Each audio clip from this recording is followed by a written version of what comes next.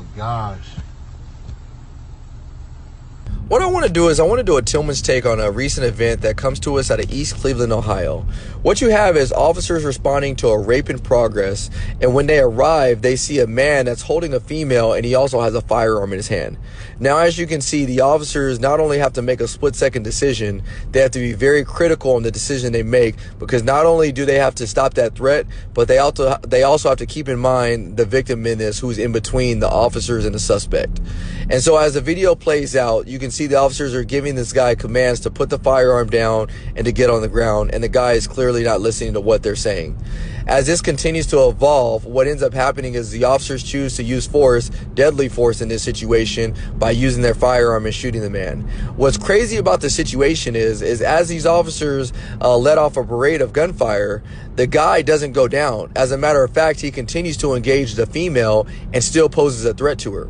And so why that's so important is because oftentimes we watch in movies, we watch on TV shows, when somebody gets shot, they usually go flying, blood and guts go everywhere. Sometimes they fly to the side, fly to the right, they're stopped immediately. Well, stuff doesn't always happen like that. And as a matter of fact, in this situation, you can see that it doesn't happen like that.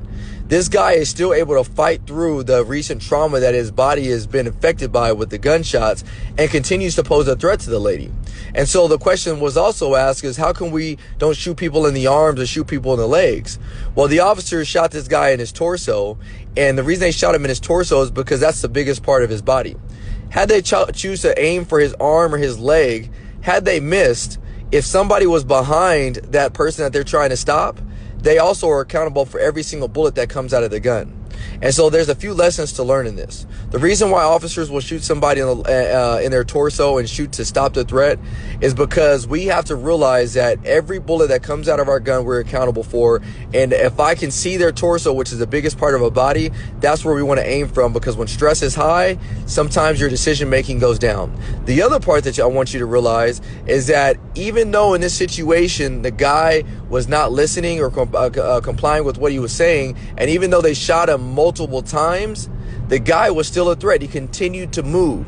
Sometimes when adrenaline's going, depending on where bullets hit the target, whatever it may be, people don't go down like we think they will right away.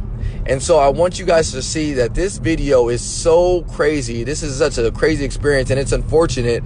And think about the aftermath of what that female victim is going to have to go through and the trauma she's experienced by something caused by this. This is just another example of how dangerous our job is.